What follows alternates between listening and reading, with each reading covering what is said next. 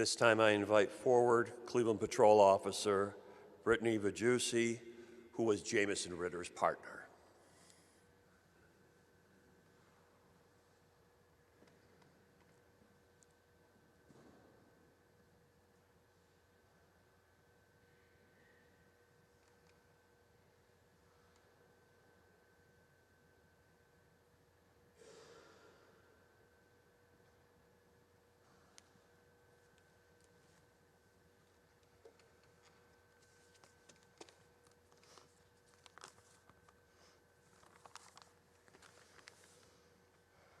Hello, everyone. For those of you who do not know me, my name is Brittany Vajusi. I'm assigned to 3rd District, and I was Jamieson Ritter's partner.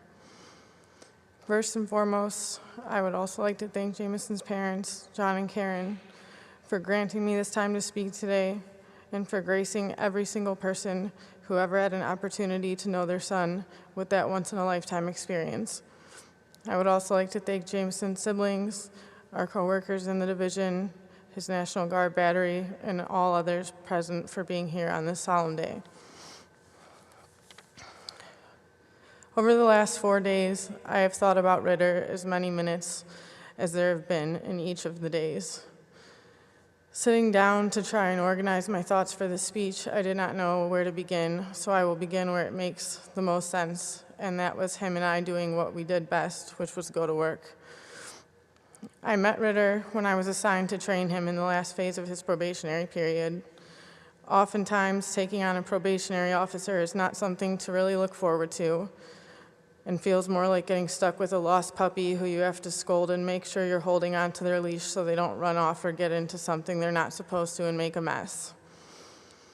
Before our first shift was even over, I remember thinking to myself and telling a few other officers, well, this was the easiest training there ever was. I didn't have to teach this kid anything.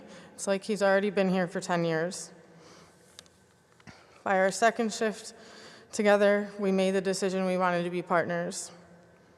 The day his probation was over, I remember both of us nagging our lieutenant to make it official and put us on the schedule together, huffing and puffing that we had to follow procedure and wait until the first day of the next month, and doing whatever we had to do to get someone to change the schedule if we came in and we weren't on our car together. Over the years, nothing has changed from that day. When Ritter first deployed to serve his tour in Syria, I had thought through every available option of who I had available to work with. I vented to my friends on the shift and said, there's nobody I can be partners with. What am I going to do? Everyone said, you'll find somebody. It'll be all right. They were wrong. I remember watching the months drag by on the calendar, sending mail to some crazy address overseas, and waiting. The first time Ritter contacted me, I felt like a little kid on Christmas. Over the next couple of months, I realized with each contact that it was short, and I never knew when I would get to talk to him next.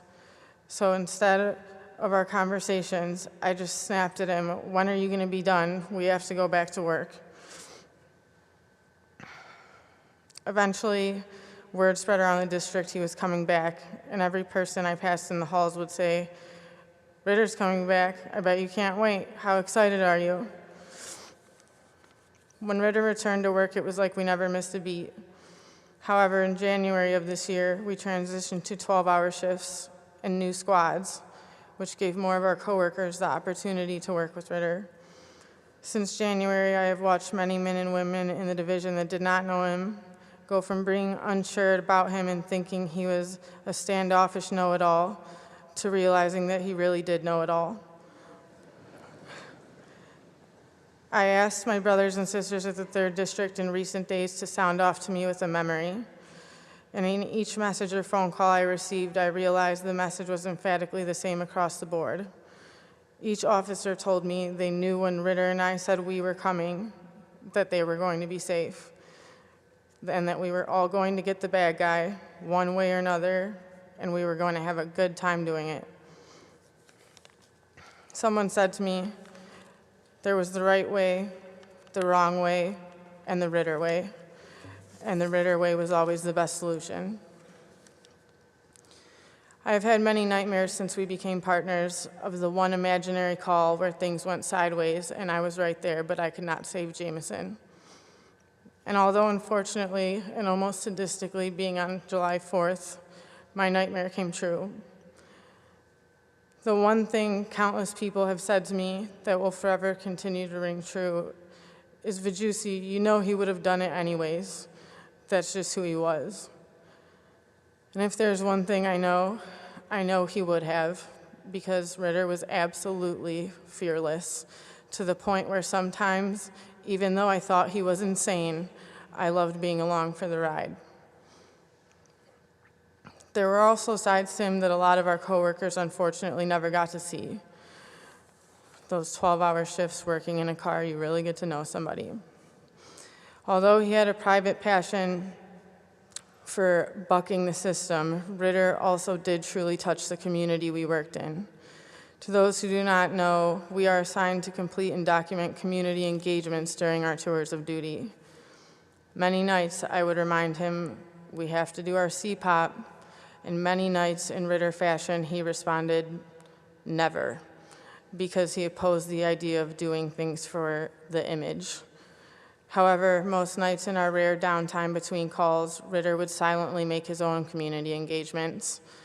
Whether it was stopping to buy kids birthday cakes when we saw them celebrating in their backyards, stopping to let little boys and girls get in the front seat of our zone car and look around, swinging by cookouts or events to follow up with citizens we had encountered in our day, or stopping at local businesses to check in and let them know we were around. Many citizens in our zone will let you know, man, Officer Ritter is a cool dude. And lastly, although today centers around the ultimate sacrifice Ritter gave as a police officer, his dedication to the country through his service in the military from high school on, it is also important to mention who he was as a private individual, because he was quite the individual. I always joked with him that he was an old man, since getting to know him in his early 20s. When we started to become friends outside of work and I would ask what he wanted to do, it was never to go out for a night on the town or shenanigans. Instead, he wanted to sit and listen to music so low we could barely hear it, and debate. He liked to show off his books, his tools, and his projects he was always working on. He talked very often of his family back home in New York and his upbringing and returning eventually to his hometown. He recently got a girlfriend and likes staying home with her and cooking and spending time with his dogs. As I didn't know where I would begin this speech, it is even more difficult to conclude. If there's one thing I can ask of everyone here today and everyone watching from not only Cleveland, New York, but around the world, I ask that you please never forget Jamieson Ritter. In his short 27 years on this earth, he has touched more lives than anyone I can imagine. And to know him was to know how his infectious personality was, and that his knowledge and ambition knew no bounds. Even though he was older than me, he taught me everything I knew. And even though we came together by chance through a schedule shortage one day at work, we shared a bond that I have never come close to sharing with another person in my life, and I know I will certainly never share with anyone again. He was my best friend, my brother, and the absolute epitome of a police officer. And for all he gave to everyone that he knew and didn't know, the least we can ever do to give back to him is to remember and to share his legacy forever. Thank you.